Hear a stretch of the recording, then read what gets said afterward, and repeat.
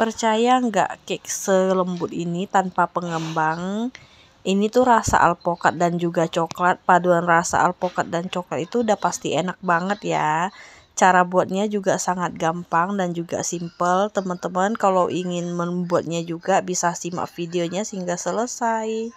300 gram mentega, 250 gram gula halus, 250 gram tepung terigu, 20 gram susu bubuk, maizenanya juga 20 gram, telurnya ada 6.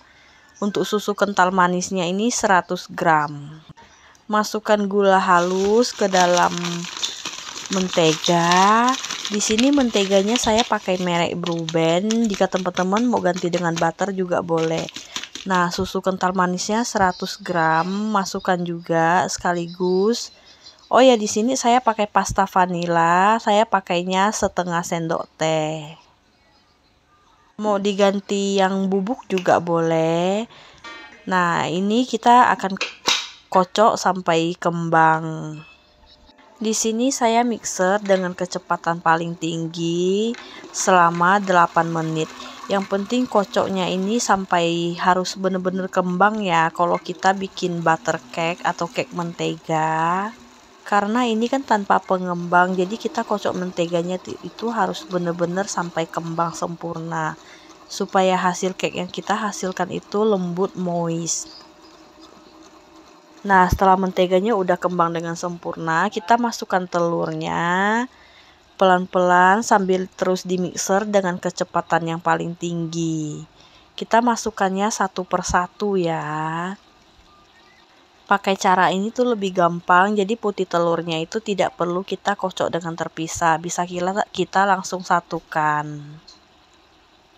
Oh ya, ini telurnya ukuran sedang. Pastikan telur teman-teman itu segar ya, supaya nanti cake-nya itu lembut.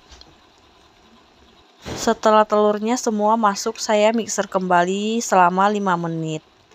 Nah, setelah 5 menit, semua telur dan menteganya udah tercampur. Turunkan kecepatan mixernya, masukkan semua bahan keringnya atau tepung-tepungnya. Oh ya, sebaiknya menggunakan terigu protein rendah supaya menghasilkan cake yang lebih lembut ya. Kalau saya pribadi, saya bikin cake saya lebih suka menggunakan protein rendah. Menurut saya hasilnya itu akan lebih bagus. Tapi jika di rumah nggak punya stok, protein sedang juga nggak apa-apa. Ini kita mixer sampai rata aja tepungnya. Lalu ini akan kita aduk sebentar menggunakan spatula. Pastikan tidak ada tepung yang menggumpal lagi. Kalau adonan menteganya ini kembangnya sempurna, ini cake-nya mau diaduk gimana pun dia tetap nggak bantat ya, adonan masih tetap sama. Maka kalau teman-teman bikin cake mentega itu pastikan menteganya harus dimixer dengan kembang sempurna. Nah, ini saya bagi menjadi 3 bagian ya. Nah, yang pertama saya tambahkan pasta alpukat. Ini tuh wangi banget pastanya. Lalu ini akan kita aduk sampai rata. Jika teman-teman nggak punya pasta alpukat, bisa gunakan pasta pandan. Untuk banyaknya pasta itu sesuaikan selera aja ya, mau gimana warnanya. Kalau mau agak soft itu pakainya sedikit, tapi jika warnanya ingin agak ngejreng bisa ditambahin lagi. Nah, adonan kedua ini saya pakai pasta kopi mocha, pakai secukupnya aja ya. Oh ya, jika di rumah punya stok bubuk coklat itu bisa ditambahkan 1 sendok teh supaya nanti warna garisan coklatnya itu lebih bagus. Kalau saya kebetulan kehabisan, makanya tidak saya tambahkan coklat bubuk. Jadi saya hanya andalkan warna dari pasta aja. Ini juga sama ya, kita aduk sampai tercampur rata warnanya. Nah, siapkan loyang, ini ukuran bulat 22. Nah, kesalahan saya di sini, saya hanya oles dengan mentega, tidak saya taburkan tepung. Makanya di akhir itu cake saya kurang mulus ya. Karena saya mikir ini kan loyang sultan, harusnya nggak perlu tabur tepung. Ternyata dia masih agak sedikit menempel. Pengalaman aja buat teman-teman. Lain kali kayaknya loyang apapun wajib deh diolesin mentega lalu ditaburkan tepung supaya hasil cake kita itu lebih mulus. Nah, masukkan adonannya itu di selang-seling ya. Teman-teman bisa lihat kira-kira seperti ini. Saya bikin variasinya. Diselang-seling sampai semua adonannya habis.